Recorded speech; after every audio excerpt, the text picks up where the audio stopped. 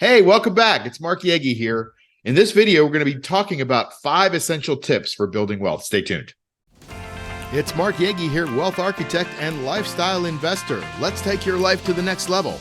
Welcome to the Wealth Architect Podcast. Welcome back. And I want to go into 5 essential tips for building wealth. This is the Wealth Architect Podcast, not all about interviewing thought leaders in the field and how they make passive income, but it's sometimes just getting those 5 essential tips that might be a helpful video for you. The first part of it is the part that a lot of people miss is they don't set clear financial goals. So you've got to set clear financial goals for your wealth, but you've got to do it based on your own personal level of richness, right? You can't just say, well, I saw some guy driving a Lamborghini. That's what I want to have. That's fine if that's really what you want to have.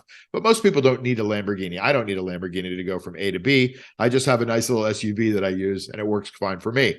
But it's your different level of richness. I use the extra money that I save and not spending $115,000 like a friend of mine just did on a brand new truck. And I get to go travel the world. To me, that's my definition of richness. So you got to decide what it is for you. Do you want to travel? You want to spend more time with your family? You want to have more time off? Do you want to create your own business? What is it for you? Really sit down and think about that. Consider retirement, what your major purchases are, what your family needs are, what your education and your inheritance are, and what you want them to be. And then you've got to start budgeting effectively to achieve these goals. I always say you should be able to live on half of your income. Right? The other half is for saving, investing, contribution, travel, fun, a few things like that. But if you can live on half of your income, that means you're budgeting it effectively so that you should be able to invest for the future. So defining financial goals is really critical. The next step, eliminating debt and taxes. If you can eliminate debt, now a lot of people say, well, there's good debt and bad debt, and that's true. But in general, most of us have bad debt. And here's an example.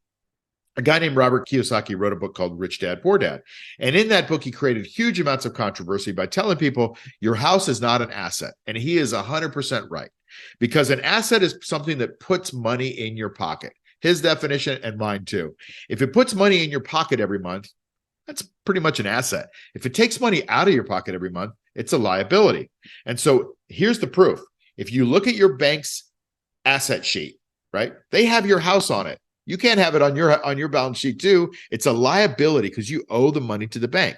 Now, if you own it free and clear, that's a totally different discussion. So there's assets, there's liabilities, and then there's a place to live. And that's where the house falls in. Whether you rent or you're mortgaging the house, you need a place to live, and that's a cost. So it's neither an asset nor a liability in my book. It's a place to live. And so it's not an asset. If you have debt on it, that's dragging you down. You've got to pay every month some big debt if it's a big house, right? If you can eliminate that debt, you're going to get farther ahead because it's less money that you owe for somebody. And believe me, it's not an asset, because when you go to the bank, even though it's an asset on their balance sheet and you say, I need a new roof, the bank ain't going to pay for it. You got to pay for it. When you need a new kitchen, the bank ain't going to pay for it. You got to pay for it. Your house is not an asset. And so you've got to start to realize that and start to use that thinking as a way to start eliminating debt and taxes. Taxes is the biggest expense you're ever going to have in your life, right? So you've got to eliminate taxes, and there's lots of strategies on how to do that as well. You want to start with prioritizing your high debt elimination. You don't want to just eliminate like the 3% debt when you have a 12% debt on the books. Eliminate that 12% because that eats into your savings, right? Manage your good debt responsibly. If you have debt on a duplex that's making you some money, just manage it responsibly. Have it on auto bill pay, things like that, so that you don't get into trouble with those debts. Reduce interest costs and reduce your financial burden. The more burdens you have, the less money you can save. The less money you save, the less money you invest. Fewer opportunities you're going to have to take advantage of when they come about. That's what money is supposed to be for, is these opportunities are flying in front of you every day. And if you don't have any money, you never even know they're there, or you never even look at them and you can't invest in them. So have the money set aside to be able to take advantage of those opportunities. But doing that means that you have to reduce down your debt, reduce down some of the taxes that you're paying. Now, when you start to invest, if you haven't done that already, and most people on this channel are investors, but maybe you're getting there, right? Early investing is crucial. Like, you've got to start early.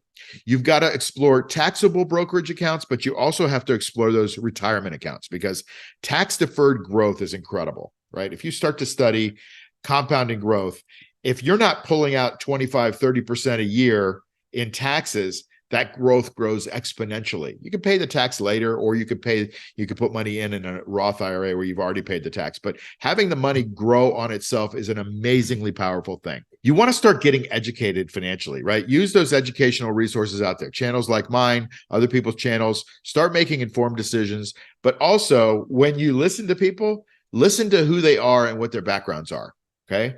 Watch out for listening to financial planners and stockbrokers and things like that, because most of those people aren't really trained in true wealth. They're trained in getting assets and holding on to them and making a fee on them. You want somebody trained in true wealth strategies. It's a really critical thing. And you want to continue to sustain that consistent contribution level every year or every month if you're dollar cost averaging, or every quarter, whatever it is. Just be consistent, because over time, it's going to work out in your favor. Then I want to talk about this next strategy, which is called diversification.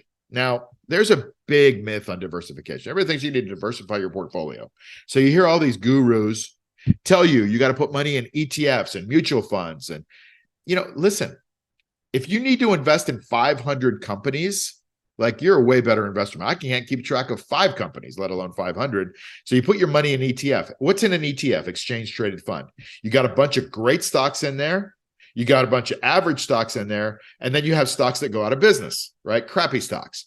And all of those turn into a big mixture of average or less than average, because there's a fee. And so I don't believe that you need to diversify your portfolio. And in fact, Warren Buffett has, and he's been doing this for 60 something years.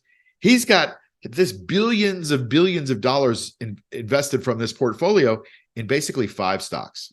5 stocks for a guy that's been in the market for 65 years and is a multi-billionaire, and he's the best investor of all time in a lot of people's books. Well, doesn't that tell us something? Warren Buffett doesn't go around saying, I'm looking for the best mutual fund. He's like, no, I'm looking for the best equity to invest in, the one that's going to grow faster than the regular market. So if it's good enough for Warren Buffett to diversify among asset classes, but not within an asset class, then shouldn't it be for you? That's the rule. Diversify among asset classes, but concentrate within asset classes. And what do I mean by that? Well, if you're going to have a portfolio, yeah, you should have some money in gold a little bit. Maybe you should have some money in Bitcoin a little bit. Maybe you should have some money in real estate because it has some cool advantages regarding, offsetting some of your income. Maybe you should have some money in the stock market, hopefully making cash flow, like our program called the Cash Flow Machine. You should have some money in real estate that maybe is in cash flowing real estate that makes you income every month from, say, strip malls or garages or whatever it is for you. Diversify among asset classes.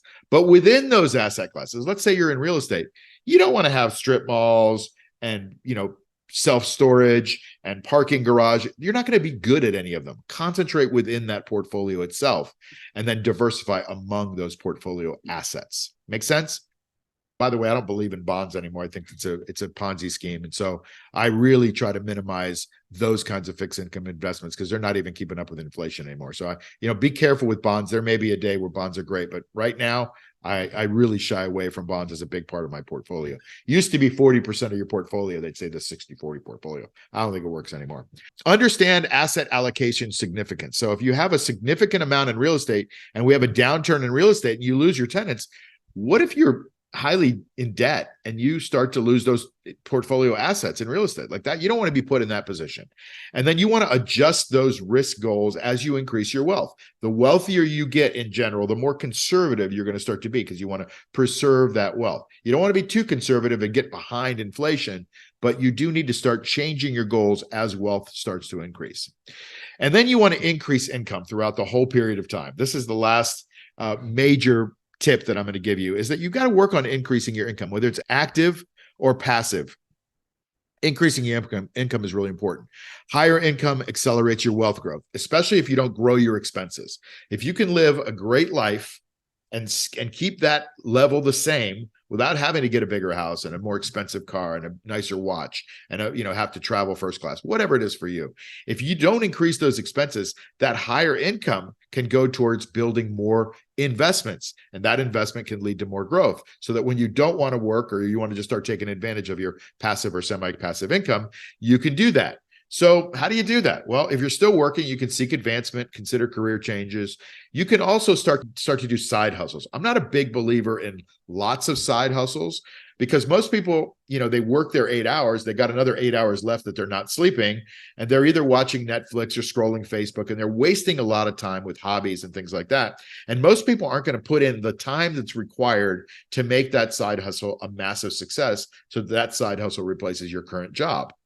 Which is that the holy grail anyway? Do you want to replace your current job with a side hustle? No, the side hustle goes for investing. And so you've got to make sure that it's substantial. You can't just waste your time on a side hustle either. So if you're going to do a side hustle, make sure you do it right and with everything you got.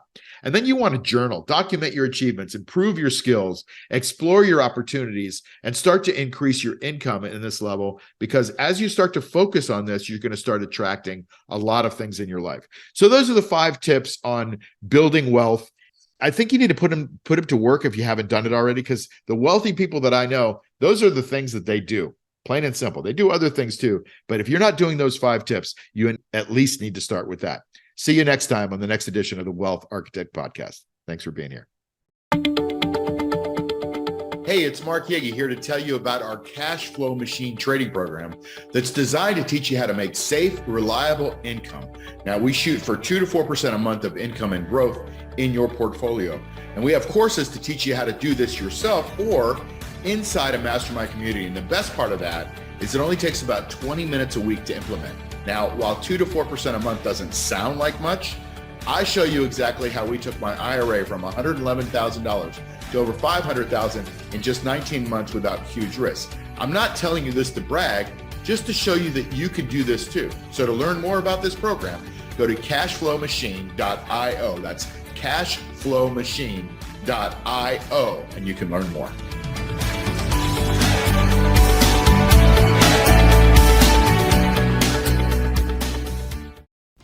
You've been listening to the Wealth Architect Podcast with Mark Yegge.